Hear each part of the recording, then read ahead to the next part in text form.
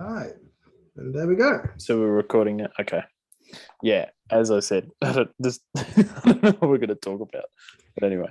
No, well, all right. Coda's back. That's good. Yeah. I guess. It's always been pretty good. I don't know. It's never been my favorite track, but It's a nice track in its like twisties, and that's about it. yeah, true. A lot of runoff.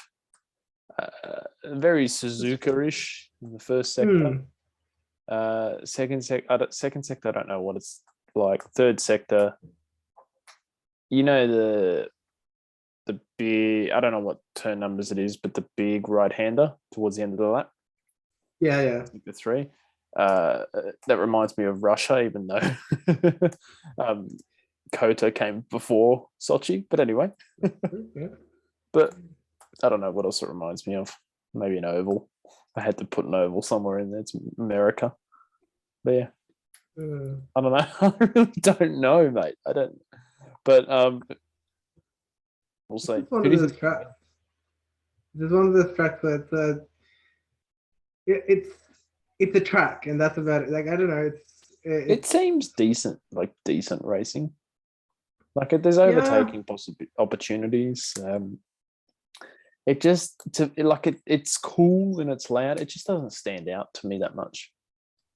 Yeah, it feels like, not to say that like Americanizations of stuff is bad, but it just feels very American overall. And like, yeah, I kind of get that impression as well. It feels like, and like F1 is very European, I guess, in its feel.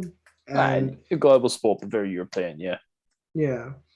So I don't know. It's a good and a bad thing, but it's not one of those races where I'm like, it's not like an Interlagos where it's probably going to be incredible, or a Monza, which actually isn't as incredible as it used to be, I don't think, but still amazing, or a Spa, but Spa's also been rained out.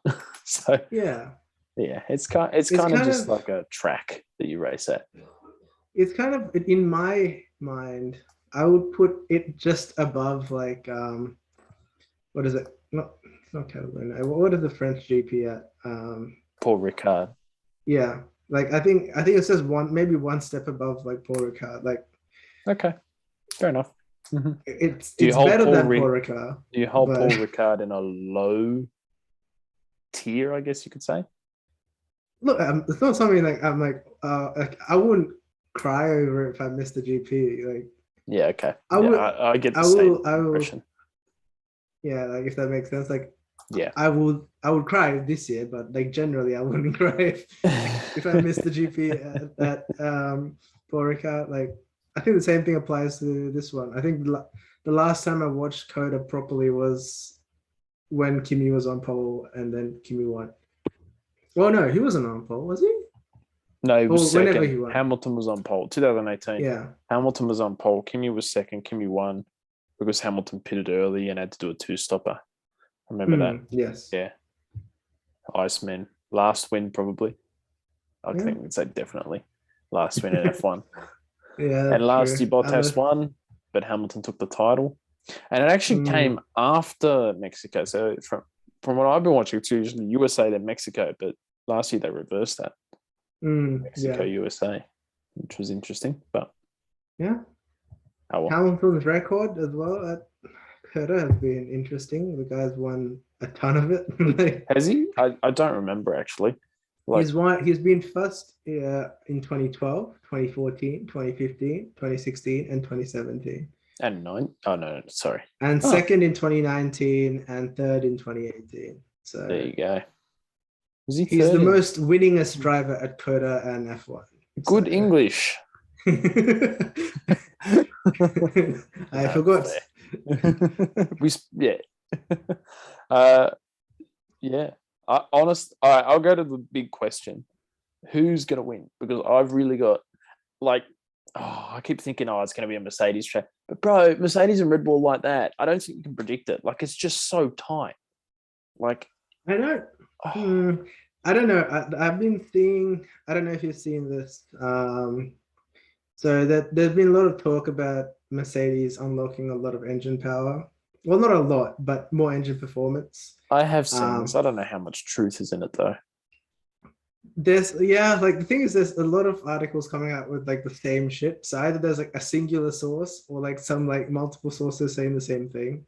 Yeah, And it also seems like a lot of fine detail to bullshit about, if that makes sense. Like fair you have to be point. a Yeah, pretty good storyteller to like create a web of lies like that, if that is a web of lies. I Um, guess. I guess. but yeah, Yeah. but if that's the case, I guess this is one of those tracks where we might see that. Like if that they have actually made a step in power. We'll notice it, especially on that straight. Yeah. We'll get So a higher top speed. They've got more horsepower. but I want to Well, say it was obviously pretty aerodynamics equal. dependent. Yeah, it's super equal. I think it's going to be like a battle again. Yeah, like the I'm thing glad it is, is. if you consider 2018, when Ferrari and Merkel Mercedes. pretty kind of evenly matched when they came to Coda, if I remember correctly. Like if I remember Think correctly, so. Yeah. it wasn't like obviously Hamilton was still in the lead of That the was when championship at that Vettel point. like got overtaken and just spun when he was hitting Ricardo, I think. Like spun for like the Something like third that. time or something. Yeah. Poor guy. But wasn't 2018 when he no 2018 was when his suspension failed, wasn't it? 19. Was it 19? Yeah, last time we were there, his suspension failed. He got overtaken like Yes. by heaps of cars at the start, and then his suspension failed. Yeah. Okay. Remember that? So yeah, I don't know. All the I want all the I hope cars it's memes. Ka-chow. oh Jesus. Anyway, continue. I hope that it's a balanced race. I I don't want to really think see. it will be. Like, I think they are neck and neck, which is phenomenal. Such a good season. Yeah, Oh, definitely. man. Honestly, I've been mulling it over a lot, and I've been somewhat like, it kind of suck if Hamilton. Like I think I said last episode that it would kind of suck if Hamilton won, another like for many reasons. But I think after the season that has come so far, if it were to continue the same way, and then Hamilton was to still win, I think I'll be fine with that. Like obviously I can't change outcomes, but I think I'll be perfectly fine with that type of thing. Like I don't think anyone would have to be sad about that in that sense, or angry. As I've said, I'm happy. I don't care who wins. I just want it to go down right to the end, which I'm hoping it does, and I think it will, because it is just fantastic when it goes down to the end. It just makes the event just so much better. Yeah, or just Bottas comes out of nowhere and V1. well, last race. Well, looking at the statistics, it doesn't seem that hard. Honestly, someone's done the 80 points behind Verstappen in the lead. Well, someone did like a projection for it. So for what would Bottas need to win by half a point? Yep. And for that to happen, Hamilton would have to DNF 2 times and finish second 4 times. And Max would have to DNF 1 time, come third 4 times, and come fifth once. And Bottas has to win all of the next 6 races with the fastest lap as well. It's possible, right? Well, look, if Hamilton Verstappen are 1 and 2 and they crash each other at turn 1 and Bottas takes the lead, then there you go. Fair enough. But no. Let's be honest. Okay, Bottas has the most points out of those 3 drivers in the last 3 races. Can you really take anything? That's clearly a trend, can't you see? The statistics are there. But to be fair, he did win the last race, so perhaps there will be some momentum carrying on. He did win the race last time we were there in 2019, so perhaps that will give him some confidence. Yeah, if he does win, then he probably can get some confidence. But mate, it's Hamilton Verstappen. Come on. Yeah, they're in a different league. Bottas wins. And they both spin themselves out at the first corner. Nothing happens. Like no contact. They just both spin out first corner. All right, I got nothing else to talk about. Oh, I do actually. Yeah. Apparently, it's going to be a basketball tournament with the drivers of the cars. Okay, Yeah, that does. Yeah, there's some that should, sort of a cross promotion this with the weekend NBA with since the NBA is just yeah starting. yeah I won't talk about a particular Aussie in the NBA anyway. yeah You a know, you know. particular At this do time, we really want to call him an Aussie at no, this I point? don't want to call. Okay, It's, anyway, Hulkenberg tested for the McLaren. Yeah, sweeping that away. Hulkenberg tested for the McLaren IndyCar team apparently, or he's going to. Okay, yeah, and cool. He'll be a according to that McLaren reserve announcement, driver. yeah, he's a very nice Hulkenberg. Did you see the announcement? It said nice Hulkenberg. No, I didn't. No, it didn't say Okay, Nico Hulkenberg. It said that's a nice nice Hulk. Hulkenberg. Oh boy. Very nice Hulkenberg. The Hulk, man, the Hulk. Yeah, Couldn't get a podium. Unlucky son. yeah. If he didn't get kicked out in 2020, or at least this year, he for sure would have got a podium. Mind you, I thought Fernando Alonso would have got a podium by now, but considering the pace and the performances he showed. But But the thing is that if you consider where these cars like Alpine got his podium, like say yeah, Alpine. it still required a lot of Alpine. Sorry, Thank Alpine. you. Alpine. Or whatever it is, I don't know. They got Now, their first podium. Like yes, it required a lot of experience, like a lot of good driving from Esteban, but it still required a substantial amount of luck to get them there, right? oh, without doubt, 100%. Ocon started like 13th or 14th, I think. Yeah. So Yeah, exactly. for sure. Total luck. So there is still hope out there. Like obviously, I don't like. It doesn't seem like anyone outside like maybe the top three, or maybe I guess the top four are kind of like podium Winning contenders. potential. I think it's Yeah. Mercedes, Red Bull winning potential, McLaren and Ferrari podium potential. And then Yeah. after that, it's a bit. Yeah. Based That's on my like thoughts. externalities, they might win, kind of thing. Yeah, exactly. Uh, Fair enough. But yeah, who do you think is going to win the next 6 races? Only 6 to go. I believe there's only 6 to go. Oh, yeah. but this one, Well, and the thing then I is, think we have a triple header and then a double header. yeah, So, it's gonna be a very, very good few weekends of F1, I yes. think. Crazy, mate. Crazy. I want to like obviously you know where my allegiance is like, but Do I would like to see. Yeah. Okay. I would like to see Verstappen win a few. But realistically, I think it'd be close, and I think it's still close to call. It's like I don't know. I want to say Verstappen and then a few with Hamilton, but realistically, I'll be just talking out of my ass, and that's pretty much what we're doing. But yeah, that is literally what we do, and now we put it up on the internet.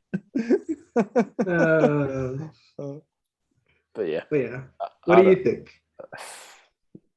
Don't ask me. I don't know. Watch and see. Sorry, I know that's a cop out answer. But I got no idea. And that's awesome. I love that I have no idea. Like every other year, it feels like Hamilton will probably win it, except for 18 until Germany 2018. I was like, this is good. And then no, Seb did win in Belgium. Seb Vettel won in Belgium, but then just Spinella was born. And it was just okay. Hamilton's won it again, and he won it 2 or 3 races ahead, 2 races ahead in Mexico, like 2017 when he won it in Mexico. 2016 was all right with yours truly, Nico Rosberg. I don't know why I said yours truly, but yeah, Nico Rosberg. And then 15, he won it 3 races, and 14, it went down to the wire. So, oh well. Yeah, we'll see. I think it should be a good one. I'm hoping next year it's like this as well, but there are more than 2 drivers going for the title. I think it should be good next year. Like we'll find out. We'll find out. But can you imagine like Ricciardo, Hamilton, Verstappen, Norris, Leclerc, Perez even as well?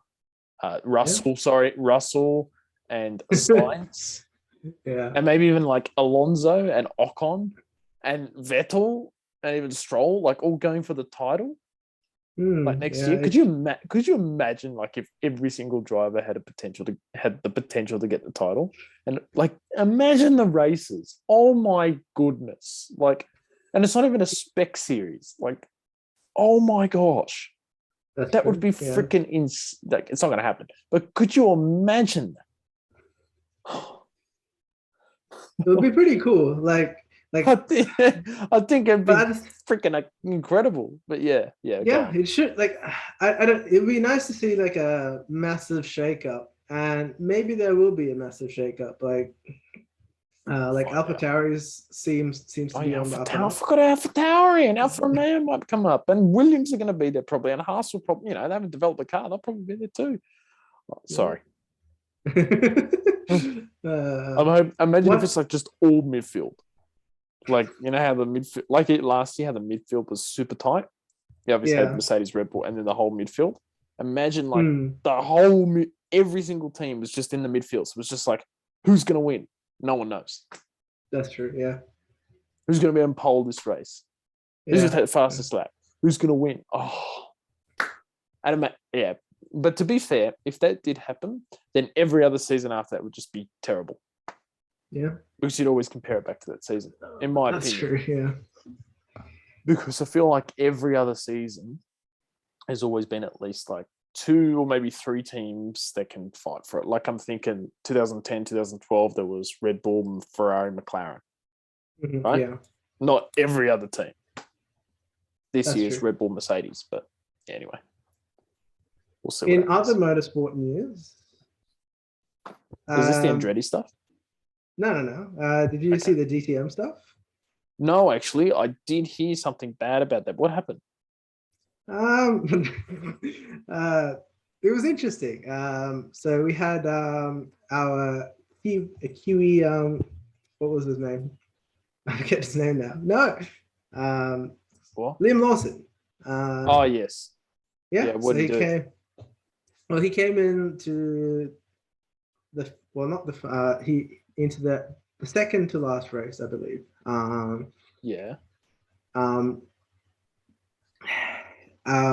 With a lead essentially in the championship, and he needed to essentially he didn't even have to do that well in the championship to win.